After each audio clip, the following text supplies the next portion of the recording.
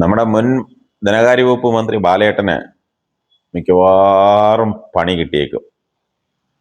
കിഫ്ബിക്ക് പൂട്ടുവീഴുന്ന ലക്ഷണമാണ് കാണുന്നത്. കഴിഞ്ഞ 9 വർഷം നടത്തിയ സകല ഇടപാടുകളും ഇഴകേറി അന്വേഷിക്കാൻ പോവുകയാണ് സംസ്ഥാന സർക്കാർ. കെടുകാര്യസ്ഥത മാത്രമല്ല, പല ഇടപാടുകളിലും അഴിമതി നടന്നിട്ടുണ്ടെന്ന് കഴിഞ്ഞ ദിവസം അവതരിപ്പിച്ച ധവളപത്രത്തിൽ സൂചിപ്പിക്കുന്നു. ഇതേക്കുറിച്ച് പഠിക്കാൻ ചുരുങ്ങിയ സമയം മാത്രമേ കിട്ടിയുള്ളൂ. അതുകൊണ്ട് തന്നെ ഇടപാടുകളെക്കുറിച്ചുള്ള പൂർണ്ണ വിവരങ്ങൾ ധവളപത്രം നിർമ്മിക്കുന്ന അല്ലെങ്കിൽ ധവളപത്രം ഉണ്ടാക്കിയ സമിതിക്ക് കിട്ടിയില്ല. ചില രേഖകൾ കണ്ടെത്താനും കഴിഞ്ഞില്ല. ആവശ്യപ്പെട്ട പല രേഖകളും ലഭിച്ചില്ലെന്ന് നേരത്തെ കിഫ്ബിയിൽ ഓഡിറ്റ് നടത്തിയ സംഘം ഫയലിൽ തന്നെ കുറിച്ചിട്ടുണ്ടായിരുന്നു.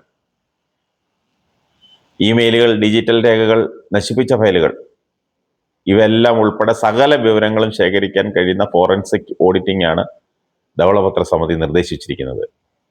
ക്രമക്കേട്, ഫണ്ട് വകമാറ്റൽ, ബന്ധുനിയമനം, ധൂർത്ത് തുടങ്ങിയവയെല്ലാം കണ്ടെത്താൻ ഇത് സഹായമാകും. രണ്ടാം പിണറായി സർക്കാരിന്റെ കാലത്തെ കിഫ്ബിയുടെ പല തീരുമാനങ്ങളിലും മന്ത്രിമാർക്ക് വരെ കടുത്ത അതൃപ്തി ഉണ്ടായിരുന്നു. മുഖ്യമന്ത്രിയുടെ ഓഫീസിൽ നിന്നും ധനമന്ത്രിയുടെ ഓഫീസിൽ നിന്നും ഒക്കെ നേരിട്ടായിരുന്നു അതിന്റെ നിയന്ത്രണം. ഇതിൽ എതിർപ്പുണ്ടായിരുന്ന IAS ഉദ്യോഗസ്ഥരടക്കം ധവളപത്ര സമിതിക്ക് വിവരങ്ങൾ കൈമാറിയിട്ടുണ്ടെന്നാണ് ലഭിക്കുന്ന വിവരം.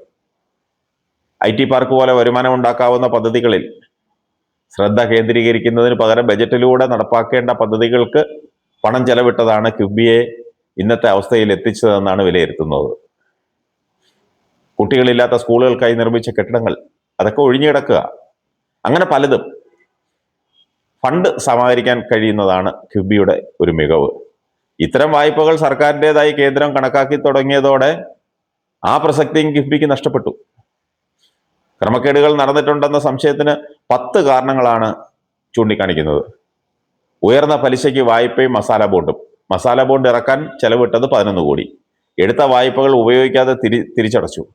വൻതുകയ്ക്ക് കൺസൾട്ടൻസി കരാറുകൾ. ചില മേഖലകൾക്ക് അധിക ഫണ്ട് വിതരണം. ഇടതുപക്ഷ നേതാക്കളുടെ ശുപാർശയിൽ നിയമനങ്ങൾ. ജീവനക്കാർക്ക് വാരിക്കൂരി ശമ്പളം. നമ്മൾ ഉദ്ദേശിക്കുന്ന ശമ്പളമൊന്നുമല്ല, അതിലൊക്കെ അപ്പുറമുള്ള ശമ്പളമാണ്. അതുപോലെ ഔദ്യോഗിക വാഹനങ്ങളുടെ ദുരുപയോഗം.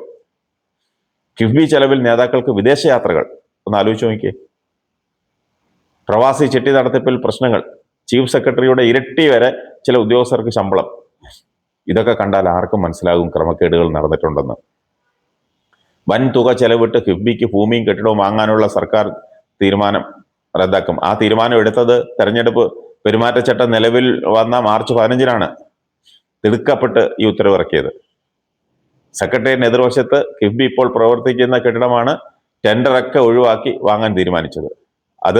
അതിന്റെ പിന്നിലെ ഇടപാടുകൾ അത് അന്വേഷിക്കണം. കിഫ്ബിയിൽ ശമ്പളം തീരുമാനിച്ച ഫയലുകളിലും അന്വേഷണം വരും. 1.5 ലക്ഷം രൂപയിലേറെ ശമ്പളം വാങ്ങുന്ന 45 പേരുടെ പട്ടിക ശേഖരിച്ചിട്ടുണ്ട്. ചീഫ് പ്രൊജക്ട് എക്സാമിനർക്ക് ചീഫ് സെക്രട്ടറിയുടെ ഇരട്ടിയാണ് ശമ്പളം, 5 ലക്ഷം രൂപ.